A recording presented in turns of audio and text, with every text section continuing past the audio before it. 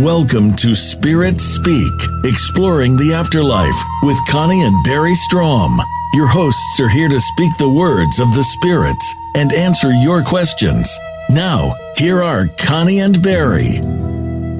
Hey, hello everybody, and welcome to Spirit Speak, Exploring the Afterlife. I'm Barry Strohm, your host, and I'll be using my gift of spirit communication to spread your knowledge of the afterlife to all that are willing to open their minds and listen.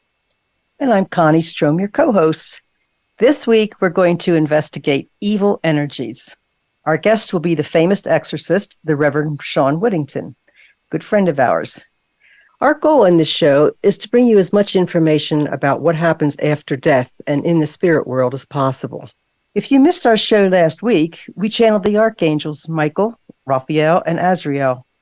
All of our shows are available on the Voice America Variety channel. Just search Spirit Speak, Analyzing the Afterlife. We also have them up on our YouTube channel. We welcome your suggestions for future shows. Our email is exploringtheafterlife2023@gmail.com. Please send your suggestions or comments to that address. Next week, we'll be exploring ghosts. Our intent is to channel our guides and ask them questions about what we refer to as ghosts. Maybe even channel one and listen to one of the best ghost box responses ever and tell some of our actual ghost experiences. So please call in and tell us about your best ghost experience. Okay, now we currently have a YouTube channel. It's in my name, Barry Strohm. We have almost 370 videos up. It's all free. Go in and check it out. When we first started channeling, the guides told us a prayer of protection, because when you open the channel to the other side, it's always possible for an evil energy to come through. So since our topic today is evil energies, we're going to have Connie say the prayer, and just in case an unwanted visitor attempts to make an appearance.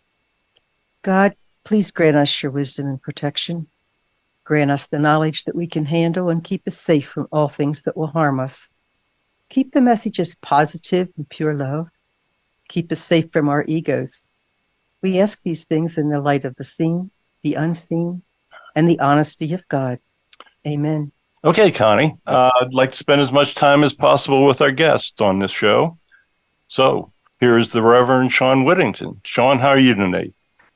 My two favorite paranormal lovebirds on the planet. Oh God. You know, I'm so happy to be here, and I was excited. I've been up all night working. I was so excited to be here this morning, and it couldn't happen to two nicer people. I've always loved your show. You know I love you guys, and I appreciate you inviting me on. Connie commented that I was a famous exorcist, and I was thinking to myself, does she have is she talking about the right guest today? I'm not famous by any stretch of the imagination, but Connie, you know I love you, and I appreciate the compliment, so thank you very much. You're very welcome, Shawn. I believe you are famous. So anyway, Shawn, what is an exorcist? Are you ready for an answer you're probably not ready for? I've been married to Connie for 58 years. Go for it. If you can surprise me, fire on. If you are Catholic or you are Christian and you have accepted Jesus Christ as your Lord and Savior, truly accepted him as your Lord and Savior, and your faith is strong, you are an exorcist. Even if you haven't been ordained an exorcist, you are an exorcist. And you are, a lot of people I try to get this, that reach out to me for help, I try to get them to realize that they are truly the ones that have the power to get whatever it is that's menacing them and attaching to them and trying to, in some cases, murder them or murder people close to them. They truly are the ones, if their faith is strong enough, to exorcise demons and get these things to move on. And I don't have any magic powers. I can't walk in and wave a magic wand and get these things to move on. But what I like to think of myself as is somebody that, like a big brother, you know, I'm going to put my arm around you and I'm going to help you draw your line in the sand. I'm going to help you make your stand and help you circle the wagons and help you put up a good fight against what I like to refer to as they're just spiritual gangsters, you know, and just big bullies, and much worse than that. I'm being kind, but we all are. If you're truly have accepted Jesus Christ as your Lord and Savior, then you've got the power to exorcise demons. It's just some people don't go out and say that that's my goal in life is to be an exorcist. Most people shy away from that. What are these bullies you're talking about? Are these demons or anything, in my humble opinion, of course, malevolent? Anything malevolent, I consider a spiritual demon, a spiritual vampire. They like to attach to you. They like to suck your life force, suck your energy out of you. They like to wreak havoc in your life, turn it upside down, break you down. I believe they travel in packs. So in this pack, each one has a different way that they're going to attack you psychically and physically and emotionally, and the people around you too. And then eventually it's just they tear you down over time, and the infestation becomes severe oppression, and then God forbid the oppression, many times if it's left unattended and people don't fight back, turns into possession. And they're a demon, yes. I keep it simple. I consider them fallen angels. There's a lot of people in my field, a lot of clergy that have many different names for them and think of them as being different types of things. But to me, when I hear the word demon, I'm thinking of fallen angel, someone that fought side by side in Satan's legion against God to try and take heaven over, lost that battle, and was casted down into hell with Satan and the rest of their cohorts. you have chosen a rather bizarre occupation by any standards. What in the world would ever make you want to become an exorcist? I mean, I deal with spirits all the time. I deal with, we started this with the paranormal. And I can assure you the last thing that I would want to be is an exorcist. So I will tell you this. I was literally drug into this field kicking and screaming. I kid you not. I am just like you, Barry. I grew up seeing spirit at a very young age, scared me to death. Up until a certain point in time, I was very frightened by it. The only person I could confide in was my mother, who was very supportive over it. She told me what ghosts were. She told me, didn't really tell me what demons were, but she knew that I also saw, in addition to seeing spirit, I saw darker, more malevolent entities. And so basically she told me those are the ones, not to fear the ghosts, but to fear the darker, more malevolent ones. And it just snowballed from there. I developed this odd passion for being a ghost hunter, or a ghostbuster, if you will, and hid that from friends for many, many years growing up, because I didn't want people thinking I was weirder than they already thought I was. But I had never ran into anything really malevolent or demonic. A lot of years went by, and it wasn't until I met Sharon, my wife. We fell in love, got married a little over 20 years ago. When we met, she was a sensitive intuitive and a Stephen minister in the Lutheran faith. She also had a passion for the paranormal, so we started our team. And we started just ghost busting, going to allegedly haunted locations around the country, investigating. And then every once in a while, we would get a phone call from a friend or a friend of a friend needing some help with some paranormal issues. And then we put on our Ghostbusters hats. We'd go and we'd try to help people with their issues. But it wasn't until we worked I didn't really have any experience dealing with the demonic. And it wasn't until her and I worked a very ugly case where the demonic was present and I didn't recognize it, and we did some things that we shouldn't have done, and we unbeknownst to us, unknowingly invited this thing to attach to us, and we brought it home. And it was our 8-week battle, I want to say at least, trying to get this thing out of our home, that caused me to go out into the paranormal community and ask for help. And for once, the paranormal community came through for me and introduced me to my then mentor, who since has retired. But she took me under her wing. She was an exorcist. She took me under her wing, taught me how to get this thing out of our lives and out of our home. And then she saw something in me that I didn't see in myself and said, I think you have a gift, and I think you should get some training in how to do deliverance ministry. And the rest is history. But now, looking back, I realize that I was actually, when I look at my father's life and my mother's life, especially right after they got married, but before I was conceived, I realize now, looking back, that I was created to do this. And it was a calling all along that I didn't know about until I was actually confronted by it and literally drug into it, kicking and screaming. But it came at a terrible cost. That first case we worked, that was very, very ugly, excuse me, this thing really attacked Sharon. And she's lucky to still be here with us. The attack left her with three very rare forms of cancer.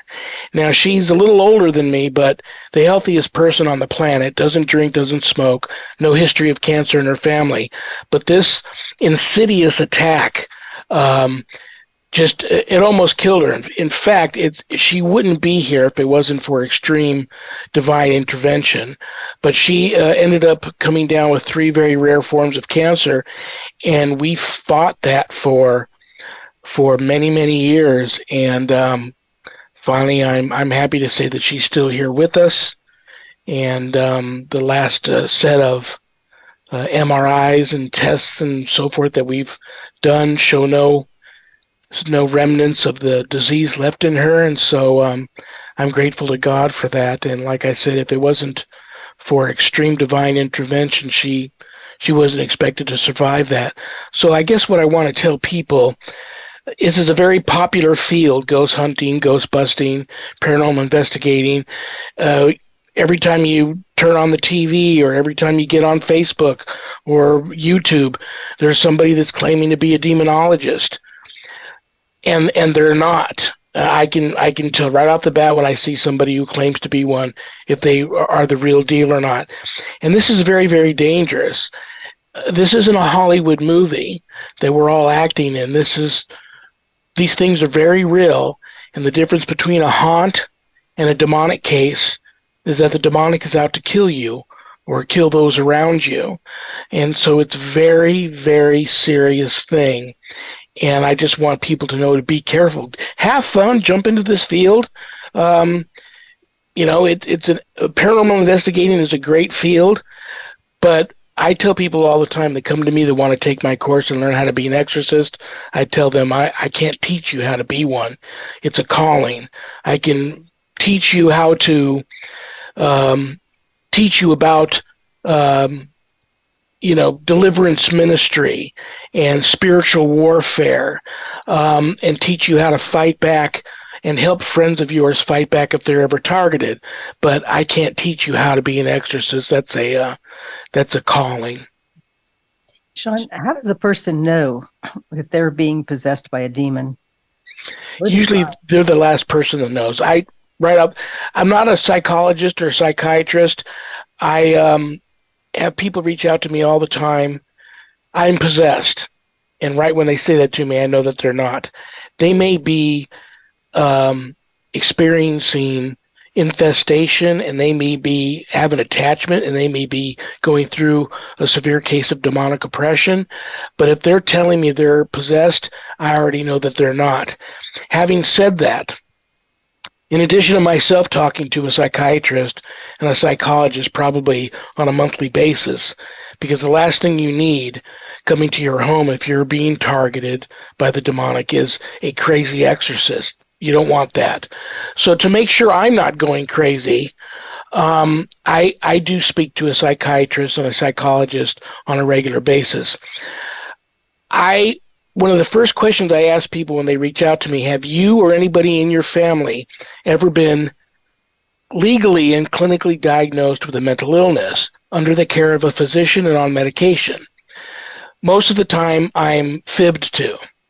But if they're honest with me, then, it's so heartbreaking to have to do this, but you have to, for legality reasons, you have to back off and let the experts handle it. I have, in my years of doing this, many times I've had to cut people loose that I knew were either possessed, or if they didn't receive spiritual help ASAP would probably end up possessed. But because they were also clinically diagnosed with a mental illness and under the care of a physician, I had to cut them loose, and that was just heartbreaking. But you got to do it, or you can find yourself in real serious legal troubles. I have to repeat, you have picked one very strange occupation.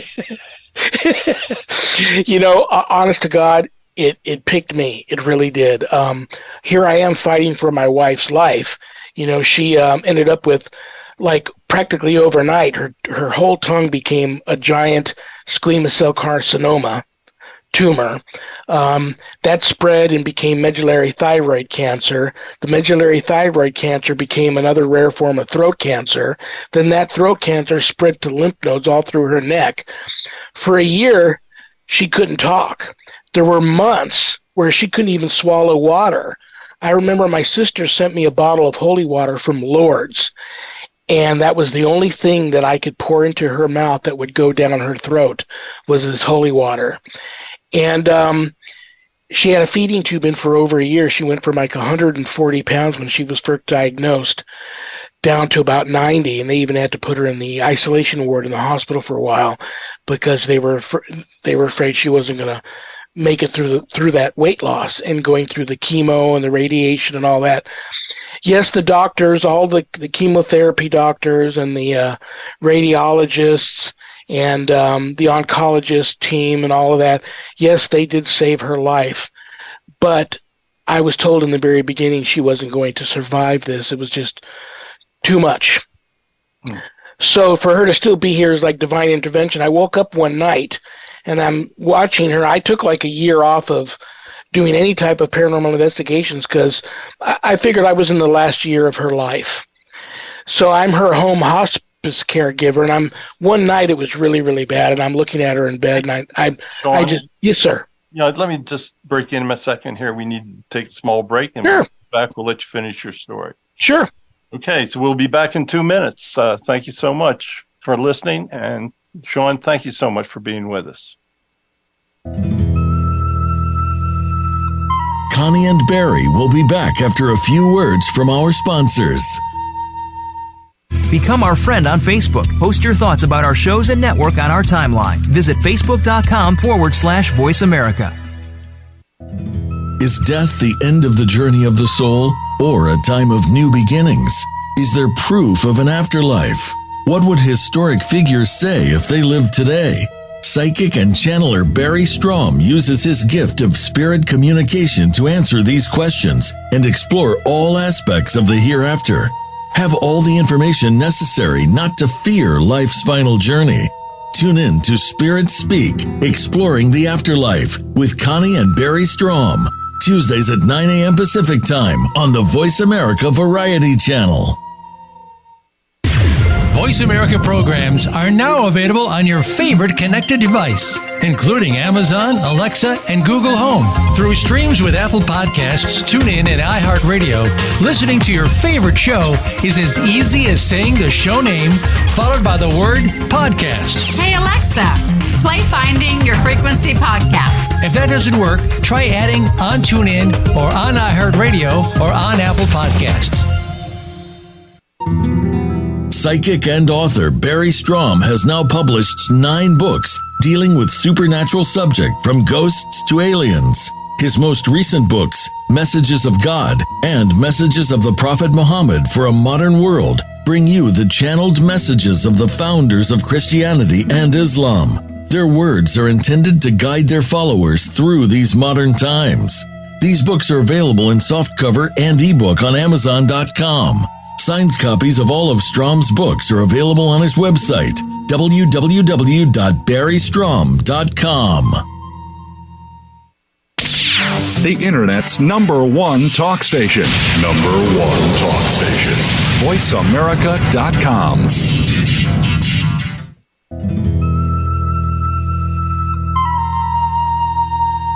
Welcome back to Spirit Speak, Exploring the Afterlife. Here are your hosts, Connie and Barry Strohm. Hey, everybody, welcome back, and thank you for listening once again. Shawn, I'm sorry to interrupt, but if you... Well, that's okay, Barry. Well, here it is one night, and I'm looking at my wife laying in bed, and it's about 2:00 in the morning, and I'm positive that she's not going to survive till morning. I'll try to get through all of these stories without getting too emotional, because you know how I am. But I'm just convinced she's not going to make it. And I remembered something my mother had done many, many years before, and I'll touch base on that in a second. But what I decided to do, I had 2 Mastiffs at the time, and they were both in bed with her. I knew she was safe, but I knew I had to do something. So I left the house, and I drove around the corner to this all-night prayer chapel that I knew was open.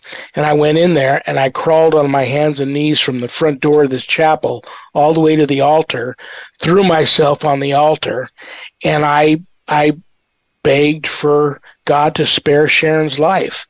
And I end up coming back home. It's dead quiet in here. She's still sound asleep. The dogs are sound asleep. I don't think anybody even knew I'd left. And my phone starts ringing, 3:00 in the morning. I pick it up. I got 2 older sisters and a younger brother. My parents had passed on by that time, but I thought somebody needs my help. I pick up the phone, and it's a friend of mine that I'd known all my life. I hadn't seen him in a few years, but we grew up together. I knew him all my life. He was an atheist. His name was Russ. And he had moved back east to New York, and he was on his deathbed of dying from advanced colon cancer. And he called me up, and he said, I just wanted you to know that I just saw God, and God told me to call you and tell you that Sharon was going to live and that you needed to continue doing what you have been doing and fight those responsible for what is happening to Sharon. And because I quit my course. I was at the time being trained to become an ordained exorcist. I had quit my course. I had walked away from the field to help my wife, and I didn't have any intentions on going back. But that changed my life, that phone call. And then, of course, my friend passed away a few hours later. But my wife's condition completely turned around at that moment. And like I said, a few years later, she's still here with us, and she's eating fine, talking fine. There's no signs of the disease anywhere. So I knew I had to, God was telling me, you got to get back up on the horse and continue to do this. So I got back into my training, went on to become ordained. And it's a good thing. I mean, this is all his plan, because the very next case I worked was a very ugly exorcism case where I actually saw the vision of the Holy Spirit. And the very next case after that was an even uglier possession case where I had a vision of Christ on Calvary right in the middle of this exorcism, when I thought things were probably going to take a real bad turn for the worst. I had that. But I can already sense there's people out there in your audience remembering that I said I was created to do this. And real quick, I'll tell you the story about my father, who was a 25-year retired Master Chief Radioman in the Navy, part of the Greatest Generation. He served in World War II, Korea, Purple Heart recipient, finished his career out in naval intelligence. He was, a God-fearing man, but wasn't Catholic, born and raised in Oklahoma during the Depression era. Before it was even Oklahoma, it was called Indian Territory. So here he is. He meets my mother after World War II in Brazil. She was Brazilian. May they both rest in peace. But he's down there working for the ambassador to Brazil, meets my mother at some party. They fall in love. They get married. My two older sisters are born down there. Then they move to the States. Well, he goes back out to sea to do something. Somehow he contracts spinal meningitis, cephalitis, a number of other things that he contracted at the time. There was no cure for these things then. He came back and he was out of his mind, so much so they had to strap him to a hospital bed, and they didn't expect him to live till the morning. But he is in a coma. My mother remembers him telling a story when he was floating out at sea all night long after his ship being sunk by the Japanese during World War II, and a ship came back to rescue him, and he was too weak to get aboard this ship, and it started to take off, and he heard a voice say, "There's one more over the side," and he recalled a large muscular sailor jumping over, hanging onto the ship with one arm, and with the other arm grabbing him by the scruff of the neck and throwing him onto the ship. And he passed out for about 48 hours. When he woke up, he searched that ship to find who this sailor was that saved him. Not only could he not find this sailor, but nobody on the ship could remember that incident even happening. So he was convinced his whole life that that was a guardian angel. So that was his turning into Catholicism and starting to become a very religious person, in addition to being a great naval officer. So here he goes. He's dying on his deathbed, and my mother is on the way to the hospital. She stops at the hospital on base, goes in there, crawls on her hands and knees all the way from the front door all the way to the altar, throws herself in the mercy of the court, if you will, begs God to spare my father's life, promises him, makes a deal with God, and you channel God enough, Barry, you know that this, you don't advise to try to make a deal with God, but she did. She said, if you save my husband's life, spare him, I will, till I'm too old to do it any longer. Whenever I go to church, I'll do it on my hands and knees, and I'll have another child. At this time, she wasn't supposed to have any more children, because my second oldest sister, that birth was so difficult on them, they figured another pregnancy she probably wouldn't survive, and the child probably wouldn't survive. But she promised God, if you do this for me, I will do that. She gets to the hospital. She falls asleep at his bedside. She wakes up that morning, and my dad's wide awake, asking her, why am I strapped to this hospital bed?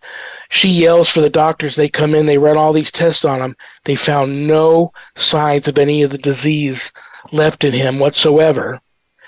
So she kept her word of word of her bargain, until she was too old and too fragile to do it any longer. Whenever she went to church, she did it on her hands and knees, crawled all the way from the front door to her pew, from her pew up to the altar for communion, all the way back to her pew, crawled all the way back to the exit door, got her holy water from the font, and out the door she crawled.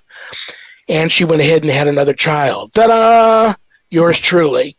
I knew how that story was going to end. So I look back on that now, and I realize everything I'm going through now, I was created to do this, and God put me on this path. But I do wake up every morning, and I pray every day that I never have to assist on or take authority over another exorcism again, because it's a very scary, very ugly thing to witness. And like I said, if you take an authority over one, or you take the vows to assist an exorcist on an exorcism, you're now responsible for that person's life, and the demon is trying to kill that person if it's a full-blown possession. If you fail, then you have that person's their blood is on your hands, so to speak. And I know that's tough talk, but that's how I look at it. Yeah, there seems to be a rise in exorcisms in this world today. Why do you think that is? Isn't that crazy? And I'll tell you right now, isn't the world ugly right now? It's really sad to think about how ugly the world is right now. It's like this hedge of protection that we had around us has just been chipped away and chipped away and chipped away, and the veil's probably as thin as I'm very psychically sensitive as you two are. The veil right now between the two realms is about as thin as I've ever felt it. And so we're just infested right now with evil. And I'll try to keep it simple. In my humble opinion, I believe the exorcisms are on a rise right now, and evil is running so rampant right now because the world has lost its faith. You have so many people that either were not raised with a religious belief system in place, so they don't have any faith, or they had faith and something happened in their life and they lost it and they haven't gone back to try to regain it. The world there's just so many people right now, more people that don't have any faith than there are people with true faith. And that's why it seems that we're under this massive spiritual dark cloud right now, but we're going to come out of it. Well, I hope so. We're not in end times. I get asked that all the time. No, we're not in end times. We're in a rough battle right now, and so that's why I tell people to be very careful. You two know, the messages, the beautiful messages from the Holy Family that you give all the time, that you channel. You two know what we're up against and what's going on right now, and it's just tough times. Tough times right now. We're in about as bad a battle as I've seen in my lifetime. Can't argue with you. We talk to a lot of these spirits on the other radio show that we do on Channeling History.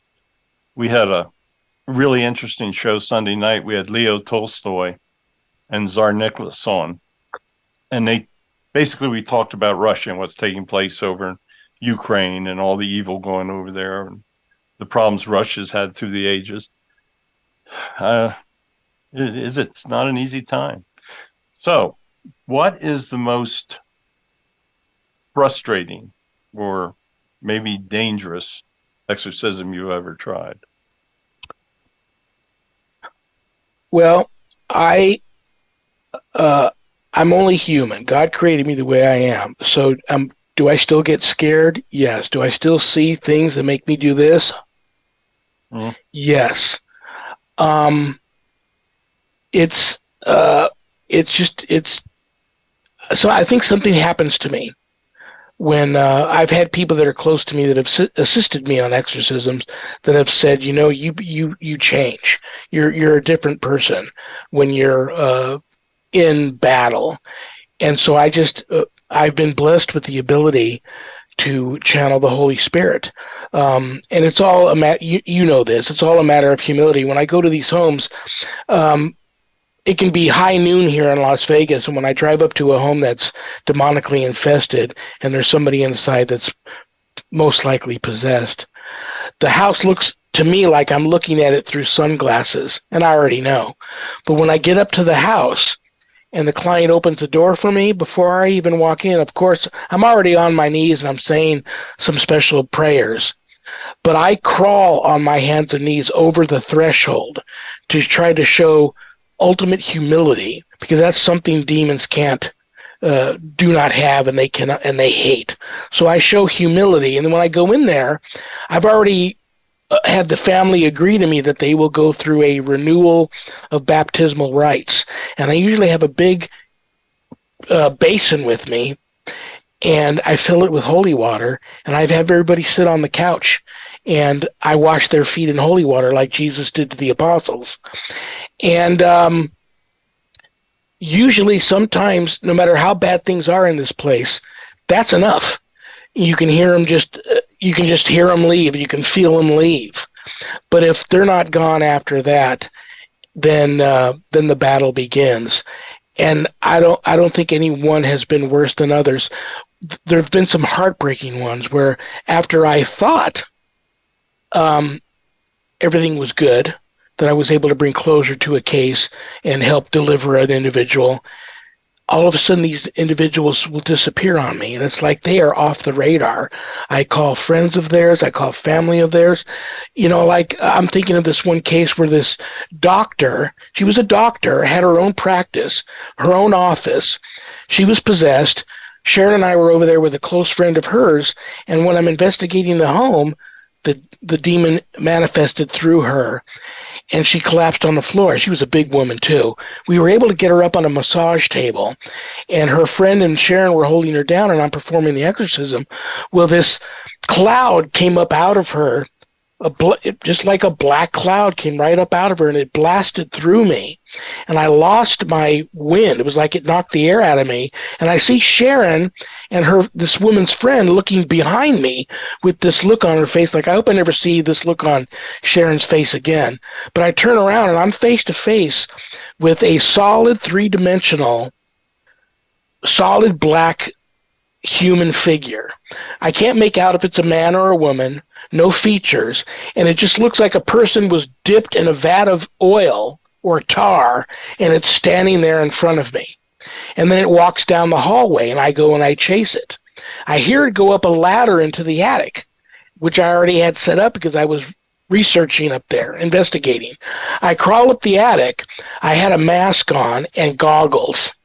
And when I get to the top of the attic, it's on all fours at the top of the ladder waiting for me, and it vomits all of this muck on me. And we refer to that as demonic venom, and you have to be very careful with that. Mostly it's something people dream about that's happening to them when they're being taken over, but it can physically happen when you confront certain very powerful demons, and you can't ingest this stuff. If you ingest this, you are instantly possessed, or you become violently ill and most of the time die from it. So luckily I had a mask on and some goggles because there was an old home. There was a lot of asbestos and other things up there in the attic. So luckily I had that on when this happened to me. But this woman, after we were done, she just disappeared. She closed her practice down, left the house with probably her beautiful home, fully furnished home, all her stuff's in there, just vanished without a trace. Like I said, closed her practice down, probably left her home with just the clothes on her back and a suitcase, and just took off and left. Friends and colleagues don't know where she went. That's the heartbreaking part of that. So that's heartbreaking and scary all in one case there, but that happens a lot. It's heartbreaking to have to cut a lot of cases go, because if people don't, the famous line from the Jerry Maguire movie, "Help me, help you." If people that reach out to me for help don't help me help them, it's almost virtually impossible for me to help them. And so that's the heartbreaking, sad part of this field. Okay. Well, I asked for a tough one. You gave it. After that one, I think I got to take a break. So let's take another short break. And when we come back, we're going to open the phone lines. The number is 866-472-5788. This is your chance to speak with a real exorcist, folks. Use those phone lines. We'll be right back. Connie and Barry will be back after a few words from our sponsors. Follow us on Twitter @VoiceAmericaTRN. Get the lowdown on guests, new shows, and your favorites. That's VoiceAmericaTRN. Psychic and author Barry Strohm has now published 9 books dealing with supernatural subject from ghosts to aliens. His most recent books, Messages of God and Messages of the Prophet Muhammad for a Modern World, bring you the channeled messages of the founders of Christianity and Islam. Their words are intended to guide their followers through these modern times. These books are available in softcover and ebook on Amazon.com. Signed copies of all of Strom's books are available on his website, www.barrystrom.com.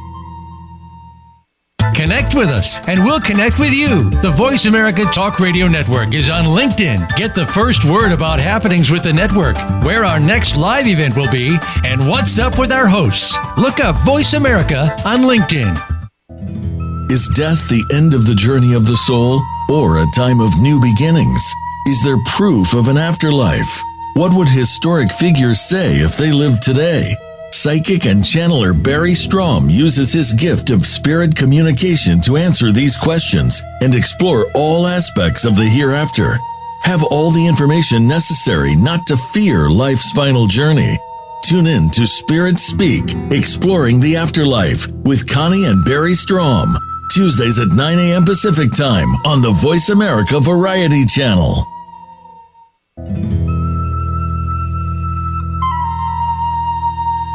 Welcome back to Spirit Speak, Exploring the Afterlife.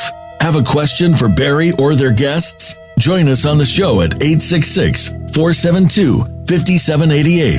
That's 866-472-5788. Now, back to the show. Okay, everybody, welcome back. I hope you've enjoyed the story so far. I know they caught me a little off guard. So anyway, I see that we have a call from Mark. Hello, Barry. Hello, Connie. Hello to your guest. I do have something I'd like to relay to your guest about something that happened to me, and if it's okay, and then get his opinion about what he thinks it might have been. Is that okay? Absolutely. All right. Years ago, I was on a charity, on the board of directors of a charity, and I'd get interviewed once a year about the charity. And one year, in the interview, I had mentioned, as far as helping people and whatnot, that by helping someone else, you're helping yourself because we're all one. We're all connected. We're all connected back to God. And so that was basically the thrust of the interview, that we're all one. And sure enough, I got the paper a few days later to see if they quoted me correctly, and they did. And I was kind of feeling good about myself. And then all of a sudden, these doors that I have off my kitchen that were Anderson doors and were like, actually went down into the floor. There was a lock, a bolt that actually bolted to the floor.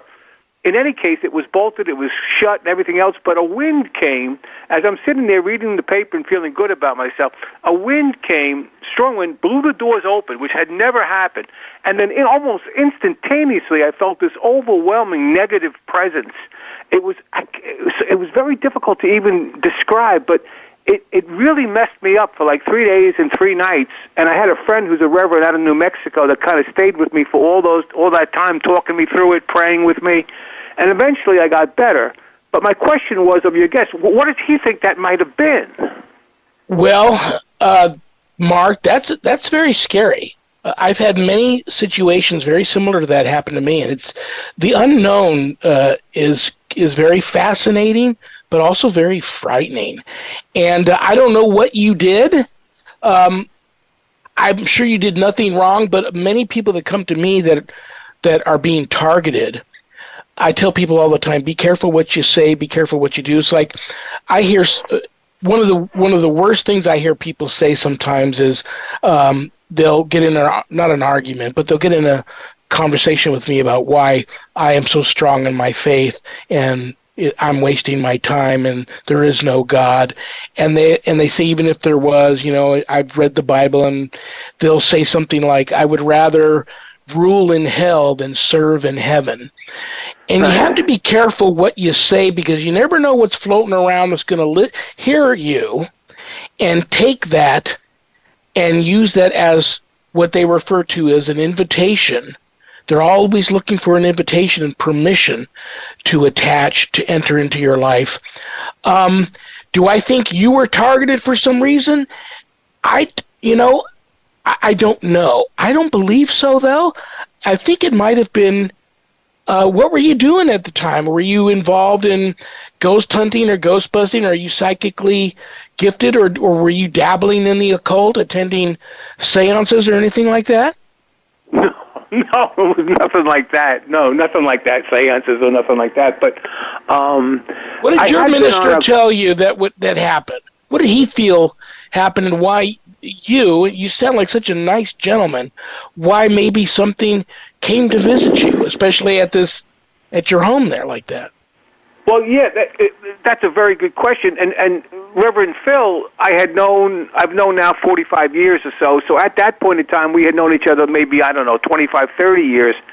And he had been aware of, how can I say this, prior in my life, I had been given some messages, so to speak, that my path in life, and how I was to battle evil. I don't know how else to say it, but I had been given that kind of message, and Phil was aware of that, and he felt we were connected, and that whatever would happen as the years unfolded, he would be there with me.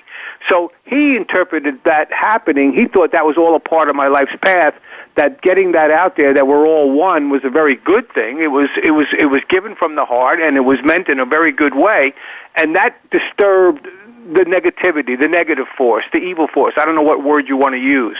And so that's why that happened, to try to scare me off of that concept.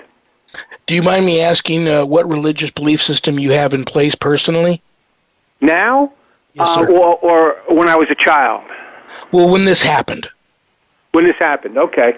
My personal belief is that we all come here for life's lessons, that we have lessons to learn, for our soul to grow, and that we basically have chosen the life that we're living. We've chosen our parents, our siblings, however, whatever we're going to end up doing, it's all part of a plan, so to speak. I don't have a religious affiliation per se. My belief system is all about what I've learned over the years.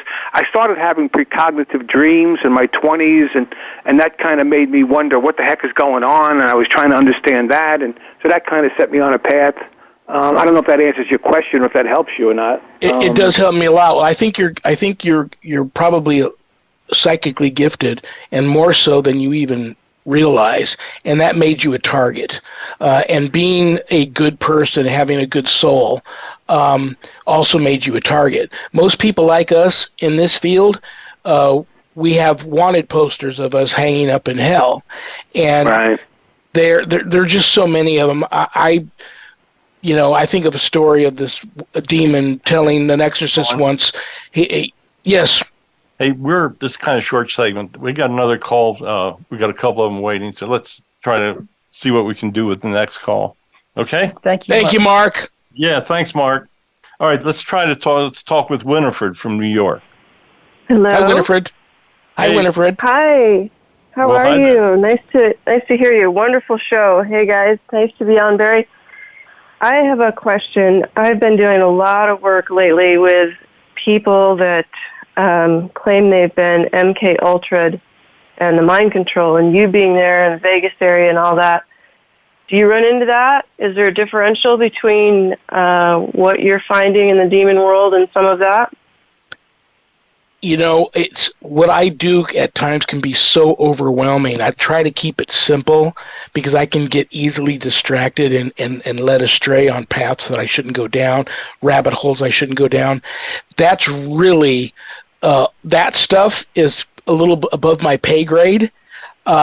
I know that if I try to comment on it, I probably wouldn't say the correct thing, but I do get people all the time that reach out to me that say, I need help with something that's happening to me. I'm under psychic attack, but it's not demonic. And they do believe, and isn't it odd that some of these people, many of them, have military background, and they've been involved in some top secret type of affairs and goings-ons. I do believe that there's something going on in that realm and under that umbrella of top secret military warfare type stuff that deals with psychic attack. But I'm not too familiar with it. And I do believe some of it masks itself as demonic possession when in fact it's something entirely different. But I do believe in that, and I do get that a lot out here. What do you say is the most important way for anyone to protect themselves, and especially our young people today? I'm so afraid for the young people because, like I was telling Barry earlier, it seems like we have there's many generations below me, and you sound like a very young woman, Winifred, but there's many generations below me love that you. have no faith. where it's like our world is faithless now, and that's why we're spiritually in so much trouble right now. I know we're going to come out of it. There's going to be a lot of casualties and some battles lost, but we already know who won the war. But it's going to get, I think, a lot uglier before it gets better. My advice to people is just, for me personally, is just my faith, and just having some strong faith. Even if you don't believe in the God that I believe in, if you believe in something much more lower vibrational, like usually the demonic and extreme malevolence is very low vibrational and dark, if you have to believe in a much higher vibrational power of love and light above us that's watching over us, just pray to that. But you got to stay strong in your faith. You got to try and be the very best version of yourself that you can be every day. Learn how to turn the other cheek, learn how to forgive, and just try to be a good person. Try to be proud of yourself. Like what you see in the mirror. When you meet people and then you leave and people think of you, try to act in a way that whenever anybody thinks of you who knows you, they always puts a smile on their face when they think of you. And if more people did that, and if we all did that, think about how much more wonderful the world would be. I'm thinking of a young girl that I walked. Yeah. So, I hate to break this to you. It's okay. But I want to give you 2 minutes to go here. And Winifred, thank you so much for your call. We're running a little short of time. It's a great show, guys. Thank you, Winifred. Okay, Shawn, you got 2 minutes, and I'm watching the clock on you. I told you, get me talking, and we're going to need more than an hour. There's not much to me. I'm an open book. I got my show, Reverend Shawn Whittington's Paranormal Ministry Live, Mondays at 5 p.m. Pacific and Fridays at 2 p.m. Pacific, and that is a Facebook Live and YouTube event. And then the archives are already posted, and people, if they can't watch it live, they can go and watch the archives. My website is www.ghost-b, as in boy, -gone.biz. Anything you want to know about my wife and I and our ministry work is all there at the website. My book, the course that I teach,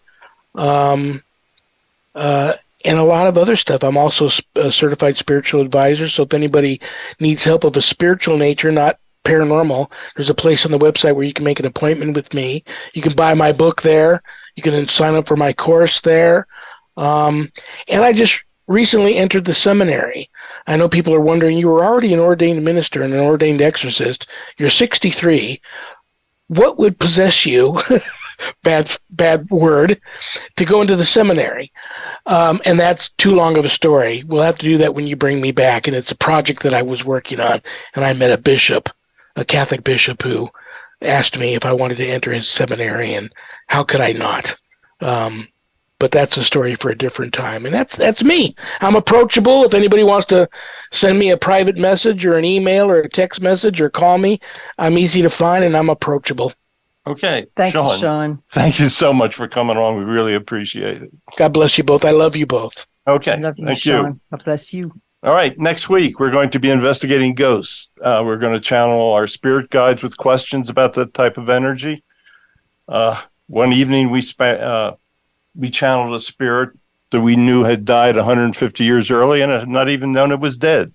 So we are going to try to talk to some spirits in the channel of the unknowing dead.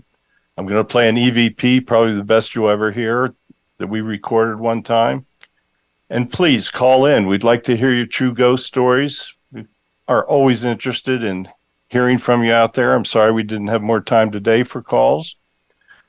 But I currently have 9 books on Amazon. My latest book, Messages of God for a Modern World, consists of 60 messages. It's a great daily devotional for anybody.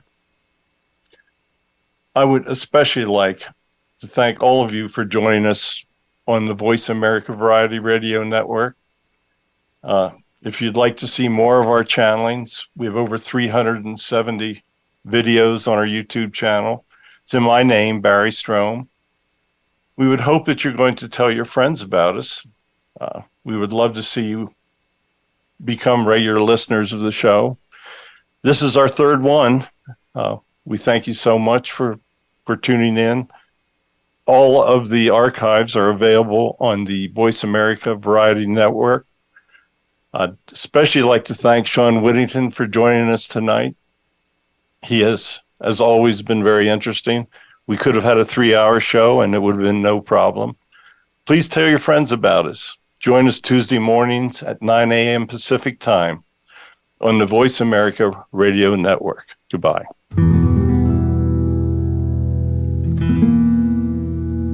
Thank you for tuning in to this week's episode of Spirit Speak, Exploring the Afterlife with Connie and Barry Strohm.